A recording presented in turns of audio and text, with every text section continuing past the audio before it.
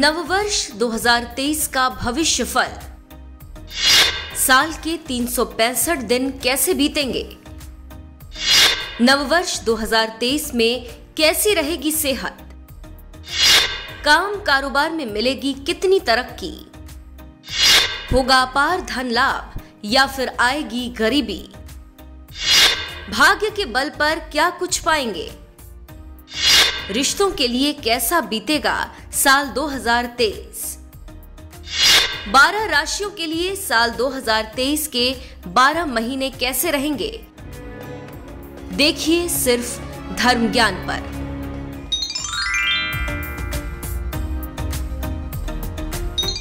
नमस्कार, चंडीगढ़ से धर्म ज्ञान की खास पेशकश नववर्ष 2023 में एक बार फिर आप सबका स्वागत है। मैं आपके साथ कविता राणा, मेरे साथ आचार्य मेंग शर्मा जी। धन्यवाद कविता जी। सभी दर्शकों का चंडीगढ़ से हार्दिक अभिनंदन, सादर नमस्कार। नववर्ष आप लोगों के लिए कितनी ढेरों उम्मीदें लेकर आ रहा है, कितनी ढेरों खुशियाँ लेकर आ रहा है। जो आपने करने की सोचा है, क्या वो इस वर्ष आप कर पाएंगे? जी हाँ, ये साल आपकी सेहत के लिए, आपके आर्थिक पक्ष के लिए, आपके काम कारोबार के लिए कैसा रहेगा?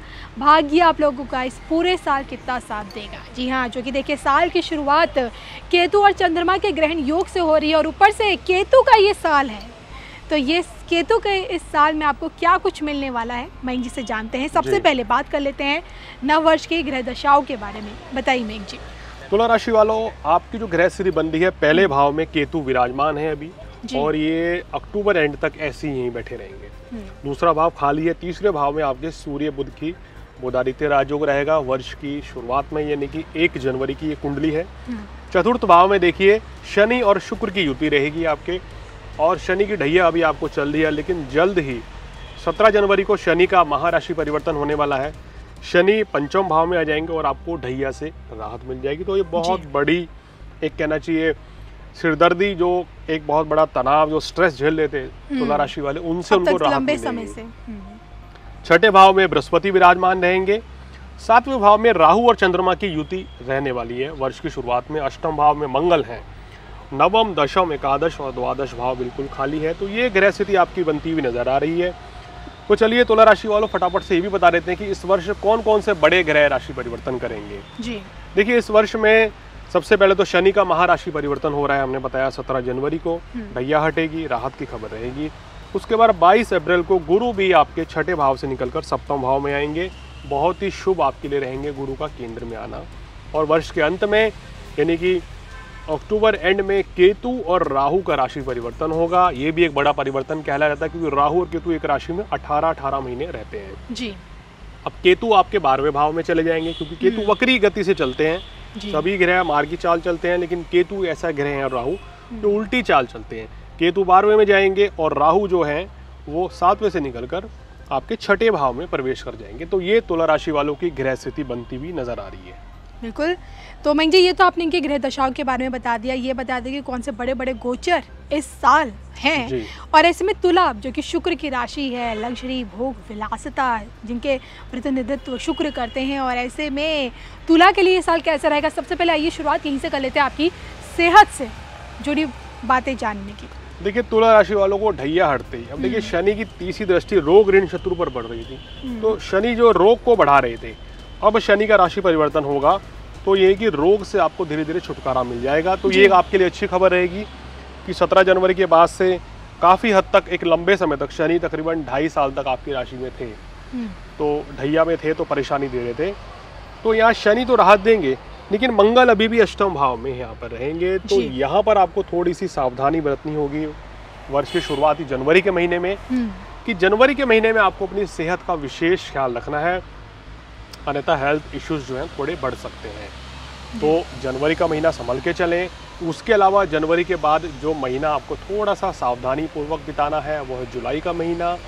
जुलाई के महीने के बाद जिस महीने में सेहत कुछ थोड़ी सी समस्या आ सकती है सेहत संबंधी, वो रहेगा कविता जी इनके लिए अक्टूबर का महीना। तो ये 3 महीने आपको अपनी सेहत का विशेष ध्यान रखना है। उसके अलावा ओवरऑल ये वर्ष आपकी सेहत के लिए काफ़ी अच्छा रहेगा। जो पुरानी बीमारियां चल रही थी, धीरे धीरे आप देखेंगे, यानी मार्च के बाद उनसे आपको छुटकारा मिलता हुआ नज़र आ रहा है। तो कोई बड़ी गंभीर बीमारी, कोई बड़ी परेशानी आपको नहीं रहेगी। 22 अप्रैल तक गुरु छठे भाव में ही रहेंगे तो आपको क्या करना है, इंडाइजेशन की समस्या, एसिडिटी बढ़ सकती है, तो आपको खान पान पे संयम रखना है शुरुआती 4 महीने में। वहीं जी जैसे आपने बताया कि शनि की ढैया से तुला राशि वालों को भी मुक्ति मिल जाएगी जनवरी से। मैं ऐसे में जानना चाहूँगी स्टूडेंट्स के लिए अब कौन सी बड़ी राहत इस साल रहेगी, जो बाहर जाने की सोच रहे हैं, नहीं हो पा रहा बाहर जाने का हायर स्टडीज़ के को लेकर, या फिर कॉम्पिटिटिव एग्ज़ाम्स की तैयारी कर रहे हैं, तो इनके लिए 23 कोई कितनी बड़ी अपॉर्चुनिटी लेकर आएगा स्टूडेंट्स के लिए? देखिए 23 में बड़ी तरक्की दिख रही है तुला राशि वालों की। छात्रों के लिए भी समय अच्छा है, पंचम भाव में शनि गुरु केंद्र में आ जाएंगे, बहुत ही अच्छा रहेगा। शिक्षा परीक्षा में ख्याति का योग बनेगा। जो छात्र जो है engineering, medical, communication, hotel management का कोर्स कर रहे हैं, उनको उस क्षेत्र में बड़ा लाभ मिलेगा, अच्छे मार्क्स आएंगे, अच्छी जॉब मिलेगी। जो छात्र विदेश जाने के लिए सोच रहे हैं, फरवरी के बाद विदेश यात्रा के भी योग बन रहे हैं, खासकर शिक्षा के क्षेत्र में भी। तो छात्रों के लिए ओवरऑल ये वर्ष बहुत अच्छा रहेगा। शनि की ढैया का हटना इनको बड़ी राहत देगी, तो छात्र मेहनत करें, सफलता निश्चित है। चलिए, हमने अब तक आपकी हेल्थ के बारे में जाना, स्टूडेंट्स के बारे में भी जान लिया, और आइए अब बात हो जाए आपकी पर्सनल लाइफ को लेकर। जी हाँ, रिश्तों के मामले में 2023 आप लोगों के लिए कितना खूबसूरत रहने वाला है, कितनी मजबूती रहेगी आपके रिश्तों में। जी हाँ, आपका प्रेम प्रसंग और आपका वैवाहिक जीवन क्या कहता है 2023 के लिए, जान लेते हैं। 2023 में लव लाइफ की बात करें तो यहाँ आपकी लव लाइफ काफ़ी अच्छी रहती हुई नज़र आ रही है। खासकर मार्च से जनवरी फरवरी किसी भी तरह का वाद विवाद टालें, चाहे गृहस्थ जीवन हो, मैरिड लाइफ हो, लव लाइफ हो। रिलेशन ब्रेक भी हो सकता है अगर आपने गलतियां ज़्यादा कर बैठे, क्योंकि केतु लगन का गलतफहमी पैदा कराता है। तो उस चीज़ से आपको बचना चाहिए जनवरी फरवरी। उसके बाद का समय धीरे धीरे बेहतर रहेगा। अप्रैल में गुरु भी राशि परिवर्तन करेंगे, तो आपकी वैवाहिक जीवन में काफ़ी मिठास रहेगी। हालांकि गुरु और राहु की युति हो रही है, उसके बावजूद भी गुरु यहाँ आपके वैवाहिक सुख को बढ़ाएंगे, विवाह का योग बनेगा।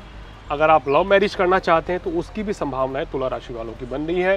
तो कुल मिलाकर आपके लिए अगर हम देखें 22 अप्रैल के बाद से वैवाहिक जीवन हो या प्रेम प्रसंग हो, ये दोनों ही आपके लिए काफ़ी बेहतर रहेंगे। चलिए, मैं ये इस साल इनके काम कारोबार में इन्हें कितनी तरक्की मिलेगी? अगर ये कोई बड़ा बदलाव करने की सोच रहे हैं, जॉब स्विच करने की सोच रहे हैं, या फिर नौकरी से हटकर अब व्यापार में जाना चाहते हैं, अपना खुद का बिजनेस करने की सोच रहे हैं, तो क्योंकि एक बहुत बड़ा बदलाव होता है इंसान के जीवन में, उसके कार्य क्षेत्र से जुड़ा है, तो ये बड़ा परिवर्तन क्या साल की शुरुआत में इन्हें करना चाहिए 23 में? देखिए, साल की शुरुआत में थोड़ा सावधानी पूर्वक चलें। कहते हैं कि शुरुआत आपकी थोड़ी धीमी रहेगी, लेकिन उसके बाद आप बड़ा जबरदस्त बैटिंग करेंगे। ये जैसे क्रिकेट में कहा जाता है। तो साल की शुरुआत थोड़ी धीमी रखिए जनाब जी। जनवरी का महीना आराम से बिताइए, कोई बड़ा परिवर्तन ना करें, क्योंकि शनि भी चेंज होंगे, लेकिन और ग्रहों की स्थिति भी उतनी अनुकूल नहीं है। तो मेरा मानना यह है कि जनवरी में धीमी शुरुआत रखिए, नए कार्य की शुरुआत ना करें, स्विच ना करें। फरवरी से आपको मौका मिलेगा बहुत बढ़िया एक लंबी पारी खेलने का। वहाँ से आपके गृह स्थिति बहुत ही पॉजिटिव हो जाएंगी और धीरे धीरे निरंतर आप ऊंचाइयों की ओर जाएंगे। जिनकी आयु 30 वर्ष से ऊपर है, तुला राशि वाले, ये व्यक्ति बहुत ज़्यादा तरक्की करने वाले हैं। उनको चाहे नौकरी हो या व्यवसाय हो, बहुत अच्छी तरक्की मिलेगी। बिजनेस आपका अच्छा चलेगा, नौकरी में प्रमोशन की संभावनाएं बन रही हैं, नई नौकरी के योग बन रहे हैं, और आपका काम कारोबार भी बहुत अच्छा चलेगा। जो लोग इंपोर्ट एक्सपोर्ट का बिजनेस करते हैं, कपड़े का काम करते हैं, रेस्टोरेंट का काम है, सलून है, गारमेंट्स का काम है, या कहते हैं कि खिलौनों का काम करते हैं, उनके लिए ये वर्ष बहुत ही अच्छा रहेगा, लाभकारी रहने वाला है। और 23 की शुरुआत से ही इन पे कितना धन बरसने लगेगा, जो इन्होंने सोचा है कि भाई ये लेना है, घर गाड़ी जो भी है, क्या ये ले पाएंगे इस साल? देखिए, इस वर्ष में क्या रहेगा कि धन लाभ की जो स्थितियाँ आपकी बहुत बेहतर बन रही हैं, वो 15 मार्च के बाद से बनेंगी। उसके बाद आपको आर्थिक स्थिति आपकी बड़ी मजबूत रहेगी और संपूर्ण वर्ष जो है बहुत ही अच्छी रहेगी। 16 अक्टूबर से लेके 15 नवंबर तक थोड़ा सा ये समय सावधानी पूर्वक बिताना चाहिए। इस समय धनहानि होने की आशंका है, या कहीं धन का निवेश ना करें जी। और बाकी समय संपूर्ण वर्ष आपके लिए अच्छा रहेगा। इस वर्ष में धन लाभ के भी अच्छे संकेत हैं। अगर आप प्रॉपर्टी लेना चाहते हैं, वाहन लेना चाहते हैं, तो अप्रैल के महीने से ये दोनों ही योग शुरू हो रहे हैं। मयंक जी, आपने बताया कि देखिए शनि की ढैया से इन्हें मुक्ति मिलेगी, और इसके साथ ही साथ देखिए हर जगह इनको एक बड़ी बड़ी राहत है। हेल्थ भी सही रहेगी, काम कारोबार भी सही चलेगा, आर्थिक पक्ष भी काफ़ी मजबूत दिखेगा इस साल से।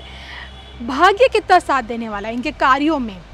देखिए भाग्य इनका काफी प्रबल रहेगा, क्योंकि अगर हम माह की शुरुआत में भी बात करें तो भाग्य तो इनका तभी भी साथ दे रहा है जी। क्योंकि केंद्र में ही इनके शुक्र बैठे हैं, लग्नेश बहुत अच्छी स्थिति में है, बुध भाग्य भाव को देख रहे हैं, शनि 17 जनवरी के बाद भाग्य वृद्धि के और ज्यादा और संकेत दे रहे हैं और लाभ के भी संकेत दे रहे हैं।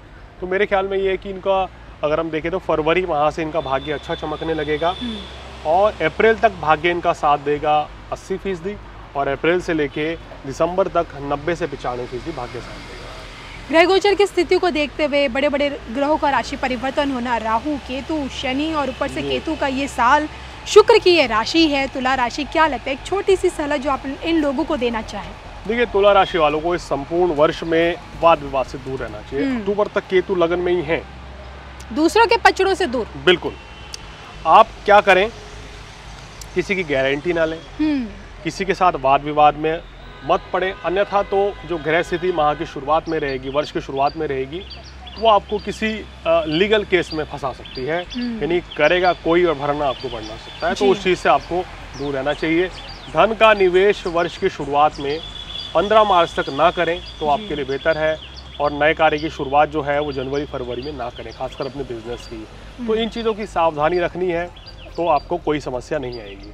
मयंक जी, जाते जाते कोई छोटे मोटे उपाय जो इनको इस पूरे वर्ष करने चाहिए? देखिए संपूर्ण वर्ष में इनको हनुमान चालीसा, बजरंग बाण का पाठ करना इनके लिए सबसे बेहतर रहेगा जी। हर तरह की समस्याओं से इनको छुटकारा देगा।